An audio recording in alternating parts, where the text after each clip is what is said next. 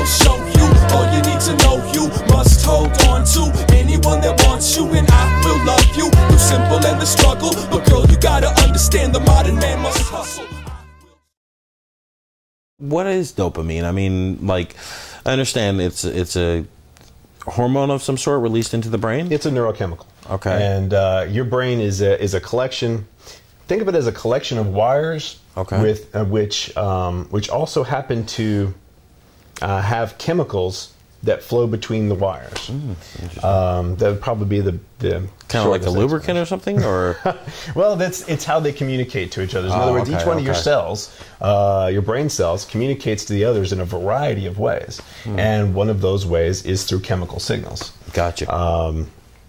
And there are a variety of different chemicals that have different meanings, have different purposes, and even serve different purposes in different areas of the brain. The exact same chemical. Interesting. Neuroscience is absolutely fascinating, and wow, sounds like it. There's a tremendous amount to learn there. But the more you understand about humanity, about your brain, about consciousness, the more you begin to see things in more of a objective manner, and you see yourself and who you are right now in an objective manner, and that releases you from saying, I am a bad person, I am a good person. You are simply a person with circumstances. Here's the thing: people who talk about willpower, these people, oh yeah, this person just didn't have enough willpower or something like that. That's a very, very ignorant view, and it's usually perpetuated by those whose desires and their mental chemistry were set up to fit with those things which are socially acceptable. Interesting. In other words, so by saying to myself, well, maybe I just don't have enough willpower. Really, I'm really derailing my entire outlook of my own self, and therefore I can't forgive myself. And if I can't forgive myself, I can't forgive others, which goes right into what you were saying. Very interesting. So again, if you don't learn to forgive yourself, you really derail your whole system, and then you can't even forgive others. Right, and the way in which you can't forgive others is, I mean, you'll find that those people who are who've been kind of at the top and where they could look down on others and say, oh, well, that's a behavior that I don't do, so therefore it's bad. And but the thing is, you'll find that those people which are extremely judgmental will have changes in their life, and they'll begin to gain depression by their own judgmentalness. They will begin to see themselves as bad. I mean, you find, like, for instance, in politics, some of the individuals who were very much against and outspoken against homosexuality it turned out to have been having homosexual relations themselves. Kind of like the foot tapping incident, I believe. Yeah, perhaps. There was a number of them. Apparently. Interesting. And it's because they do not see themselves in the right light. They see themselves as something not human. And to be human is to have foibles, to have things which we don't notice, to have things that are not intentional, and that's why self-forgiveness is so critically important. I mean, the funny thing is it is taught in a number of religions.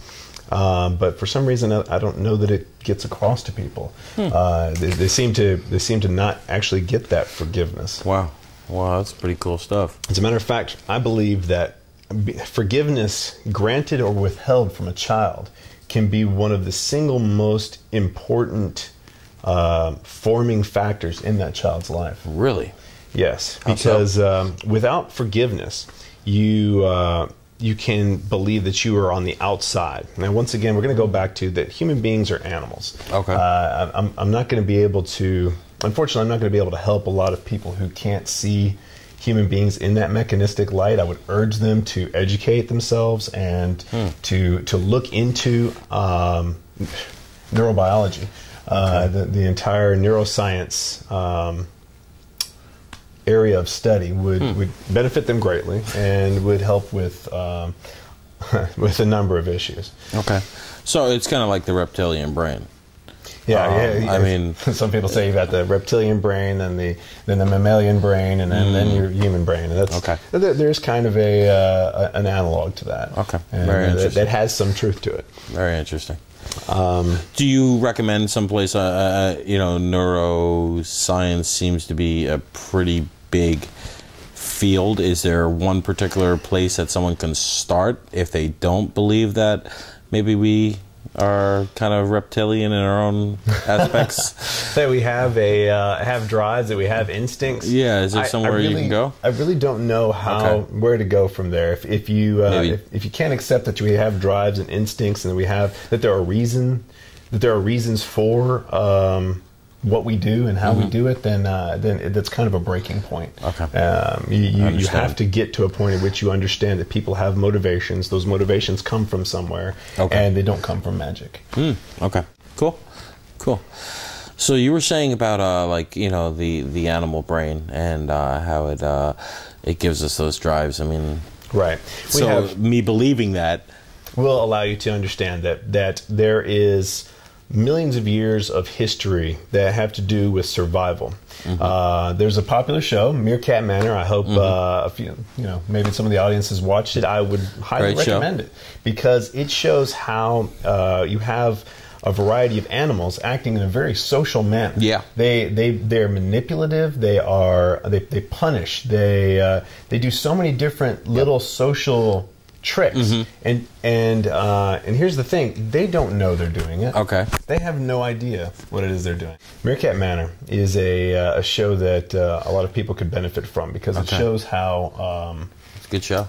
Yeah, it shows how there is a tremendous amount of social dynamics in lower life forms, in animals that don't have what we would consider really a consciousness. They are acting upon what has developed over a vast amount of time to be all about survival and reproduction. They have very complex interactions that are punishing. They are there are social outcasts. There are a variety of interactions there that are very valuable to anyone who is studying the human mind. In that show, you and others, and another good nature show, for instance, you can see an octopus. An octopus will go, and it'll go near some coral. And it will change its form, and it'll change its color. Yeah. And it will look exactly like everything around it. Now, do you really believe that octopus has any concept of what it's doing at all? It has no idea what it's doing, but it is performing an extremely complex behavior. And human beings still have that mind there. For I think it's around 200,000 years that Homo sapiens has been around on this planet. Sure. And it's only been in the past 60,000, I believe. 65, I think, yeah. Something in that area. Around 60,000 years in which we see evidence of symbolic thought. Yeah. We see evidence of what we now consider modern thought, and the ability to communicate and see things in this conscious kind of manner, what we refer to as consciousness. So therefore, we had this big brain, and it served a purpose. And it served a very complex purpose, and that purpose was social interaction. And just like those animals, we still have a tremendous amount of interaction that happens that we are completely oblivious to. We send signs, we read signals, and we feel different ways. My assistant has brought another good book that I recommend. Machiavellian Intelligence, and it deals with rhesus macaques. And they are also another highly social primate that has very complex interactions. I really recommend that book. It's short. Can we see it again? Sure. And this is Machiavellian. Oh, okay. Yeah. Intelligence. Machiavellian. How rhesus macaques and humans have conquered the world, by Dario Mastropiero. That's Maestri-Pieri. Very interesting. There you go. I will show you all you need to know. You must hold on to anyone that wants you, and I will love you through simple and the struggle. But girl, you gotta understand the modern man must hustle.